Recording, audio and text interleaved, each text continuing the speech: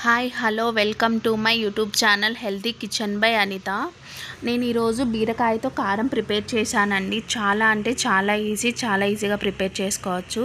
చూసారు కదా, ఒక బీరకాయ, 2 టమాటో, ఒక ఆనియన్, ఎండుమిర్చి, ఉప్పు, ఇవి చాలా స్లైసెస్గా కట్ చేసుకోవాలి. నేను వీడియోలో చూపించాను కదా, చాలా స్లైసెస్గా కట్ చేసుకుంటే మనం తొందరగా మగ్గుతాయి అన్నమాట. తర్వాత ఒక ప్యాన్ తీసుకొని 2 టేబుల్ స్పూన్స్ ఆఫ్ ఆయిల్ వేసుకోవాలి.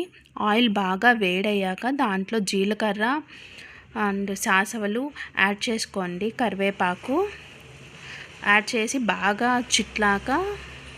కరివేపాకు అన్నీ చిట్లాక ఆనియన్ స్లైసెస్గా కట్ చేసుకోవాలి. అప్పుడే మనకు వేగుతుంది. చాలామంది బీరకాయ అంటే మసాలా కర్రీ అని చేసుకుంటారు, అవంతా ఇష్టం ఉండదు కదా. ఇదైతే చాలా టేస్టీగా ఉంటుంది. చపాతీలేకి, రైస్లేకి తినచ్చు. మీరు ట్రై చేయండి.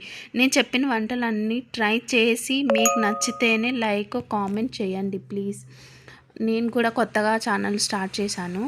ఆనియన్ కొద్దిగా బాగా మగ్గిన తర్వాత ఒట్టిమిరపకాయలు, కొద్దిగా సాల్ట్ వేసుకొని, రాళ్ళు ఉప్పు వేసుకొని పొడిగా దంచుకోండి. దంచిన ఒట్టిమిరపకాయలు యాడ్ చేసుకోండి. చూసారు కదా, వీడియోలో చూపిస్తున్న విధంగా యాడ్ చేసుకొని బాగా వేగనివ్వండి. ఒక 2-3 మినిట్స్ వేగాక మనం ముందుగా కట్ చేసి పెట్టుకున్న బీరకాయలు, సన్నగా కట్ చేసి పెట్టుకున్న కదా బీరకాయలు, టమాటో యాడ్ చేయండి. చేసి మంచిగా కలపండి.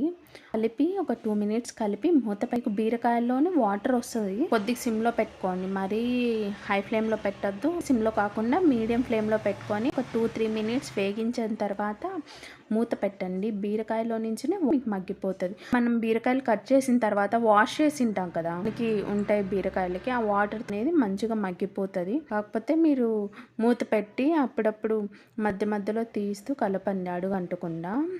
నేను ఇక్కడ 2-3 మినిట్స్ తర్వాత మూత పెట్టి ఒక 2 మినిట్స్ తర్వాత తీసి నేను వీడియోలో చూపిస్తున్న విధంగా మీకు వాటర్ వచ్చి ఉంటుంది. మీరు కలపండి. ఇప్పుడు ఒకసారి సాల్ట్ కూడా టేస్ట్ చూసుకోండి. ఇప్పుడే మధ్యలో కలుపుతూ టేస్ట్ చూసుకోండి. కొద్దిగా పసుపు యాడ్ చేసుకోండి. టేస్ట్ చూసిన తర్వాత ఏమైనా సాల్ట్ తక్కువ ఉంటే యాడ్ చేసుకోండి. పసుపు వేసి బాగా కలుపుకోండి. ట్రై చేసి please share and subscribe my